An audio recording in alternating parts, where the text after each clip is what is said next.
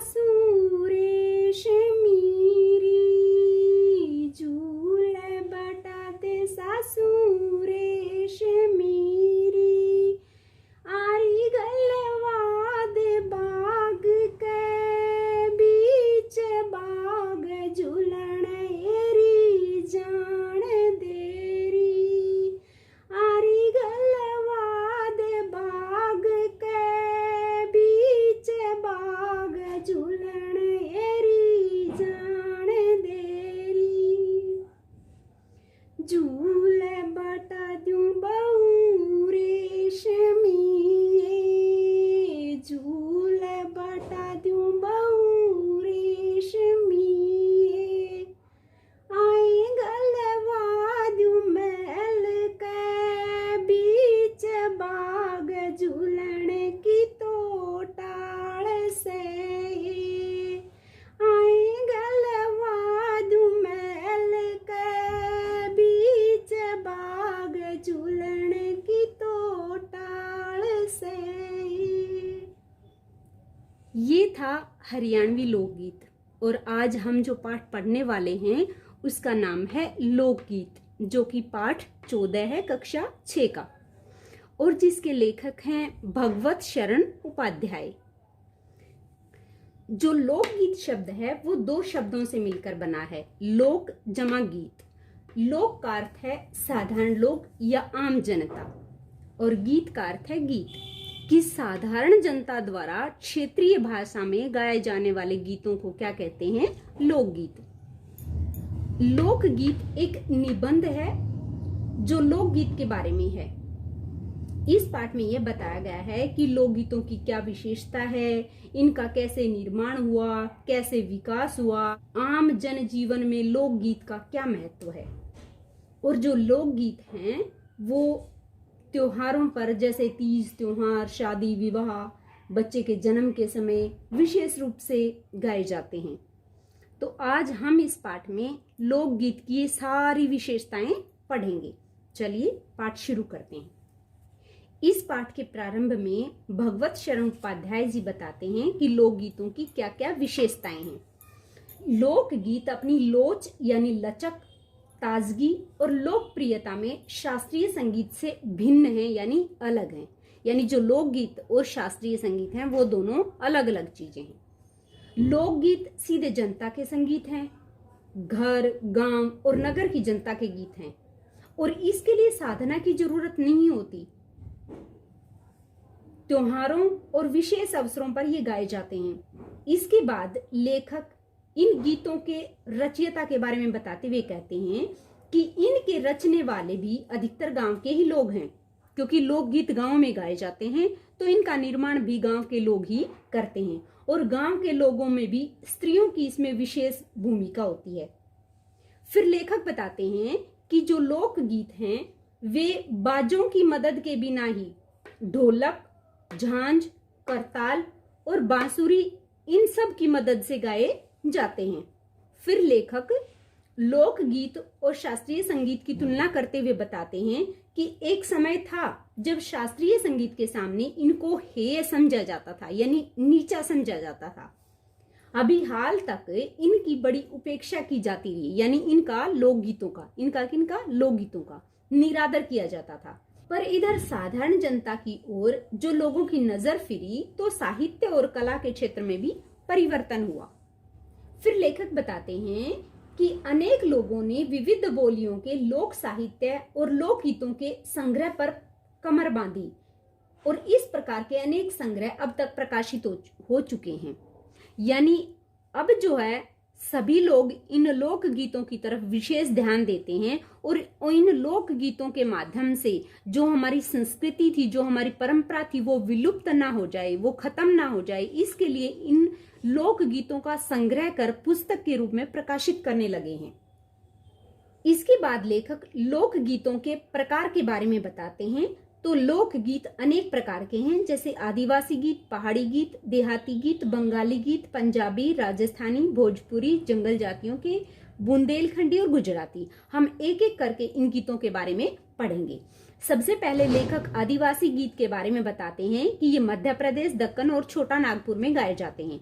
और जो आदिवासी गीत हैं वो बहुत ही ओजस्वी और सजीव हैं। यानी जैसे युद्ध के समय जब जाते हैं सैनिक, तो उनका हौसला बढ़ाने के लिए इस प्रकार के गीत गाए जाते हैं। जो आदिवासी गीत हैं उनकी विशेषताएं क्या हैं कि ये गीत और नाच अक्सर साथ साथ और बड़े बड़े दलों में गाए जाते हैं और नाचे जाते हैं। 20-20 या 30-30 आदमियों और औरतों के दल एक साथ या एक दूसरे के जवाब में गाते हैं। और जब ये गाने लगते हैं तो चारों ओर की दिशाएं गूंज उठती हैं, क्योंकि 20-20, 30-30 आदमियों के स्वर एक साथ जब गूंजते हैं तो चारों ओर दिशाएं गूंजने लगती हैं। उसके बाद लेखक पहाड़ी गीतों के बारे में बताते हुए कहते हैं कि पहाड़ियों के अपने अपने गीत हैं, उनके अपने अपने भिन्न रूप होते हैं,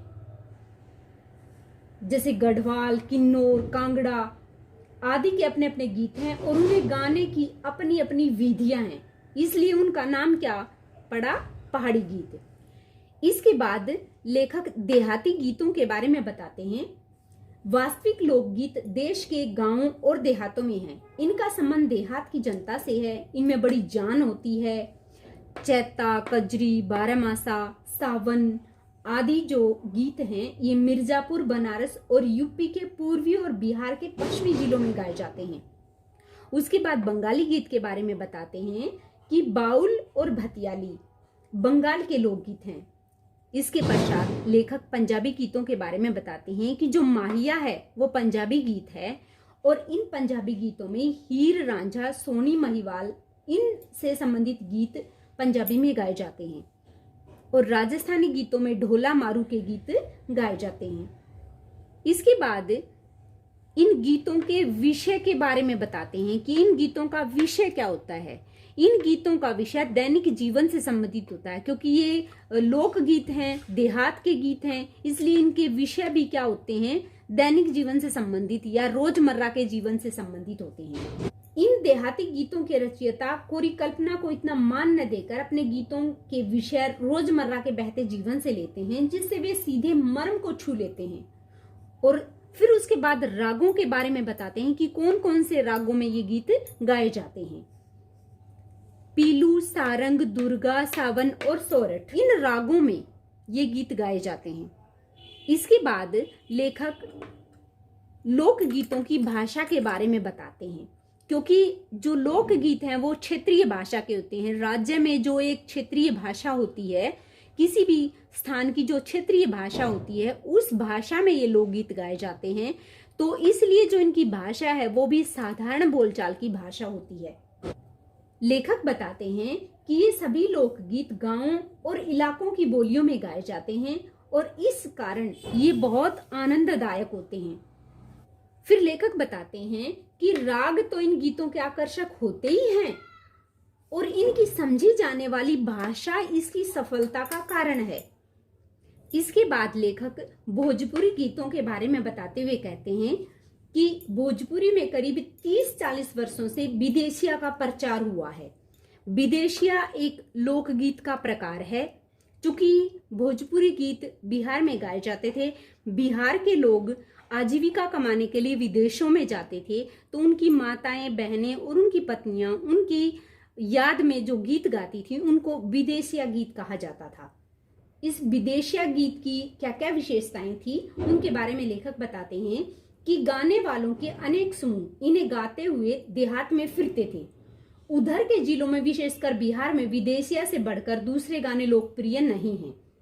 इन गीतों में अधिकतर रसिक प्रियों और प्रियाओं की बात रहती है, परदेशी प्रेमी की और इनके करुणा और विरह का रस बरसता है। जैसा कि मैंने बताया, क्योंकि जो लोग विदेश में चले जाते हैं उनकी पत्नियां, उनकी माताएं, उनकी बहनें इन गीतों को गाती हैं, तो इसलिए इसमें करुणा और वीर्य का रस बरसता है। इसके बाद लेखक जंगल की जातियों के गीतों के बारे में बताते हुए कहते हैं, जंगल की जातियों आदि के भी दल गीत होते हैं जो अधिकतर बिरहा आदि में गाए जाते हैं। एक तरफ पुरुष और एक तरफ स्त्रियां एक दूसरे के जवाब के रूप में दल बांध कर गाते हैं और दिशाएं गुंजा देते हैं। जैसे एक तरफ पुरुष हैं, वो पुरुष कुछ बोलेंगे, उनके जवाब में स्त्रियां कुछ बोलेंगे और फिर झूम झूम कर नाचेंगे और गाएंगे, इससे दिशाएं गूंज जाती हैं। इसके बाद लेखक बुंदेलखंडी गीतों के बारे में बताते हुए कहते हैं कि एक दूसरे प्रकार के बड़े लोकप्रिय गाने आल्हा के हैं। ये अधिकतर बुंदेलखंडी में गाए जाते हैं। और इसकी शुरुआत कब हुई, इसकी शुरुआत के बारे में बताते हैं कि चंदेल राजाओं के जो राज कवि थे जगनीक, उनसे इनका आरंभ माना जाता है, जिन्होंने आल्हा और उदल की वीरता का अपने महान काव्य में बखान किया है, यानी तारीफ की है। आल्हा और उदल दो सैनिक थे जो बहुत ही वीरता से लड़े थे, तो उन्हीं को आधार बनाकर ये गीत गाए जाते हैं। इसके बाद लेखक बताते हैं कि ये लोकगीत किन किन अवसरों पर गाए जाते हैं। त्योहारों पर नदियों में नहाते समय, नहाने जाते हुए राह के, विवाह के, मटकोड़ के, ज्योनार के, संबंधियों के लिए प्रेम युक्त गाली के और जन्म आदि सभी अवसरों पर गीत गाए जाते हैं जो स्त्रियां गाती हैं। ये पहले भी बताया गया था कि इनको रचती भी स्त्रियां ही हैं और गाती भी स्त्रियां ही हैं। हालांकि मर्द भी रचने वाले हैं और गाने वालों की कमी नहीं है, लेकिन ज्यादातर स्त्रियां ही गाती हैं और स्त्रियां ही रचती हैं। इस चीज का वर्णन महाकवि कालिदास ने भी अपने ग्रंथों में उन गीतों का हवाला दिया है। सोहर, बानी और सेहरा आदि उनके अनंत गानों में से हैं।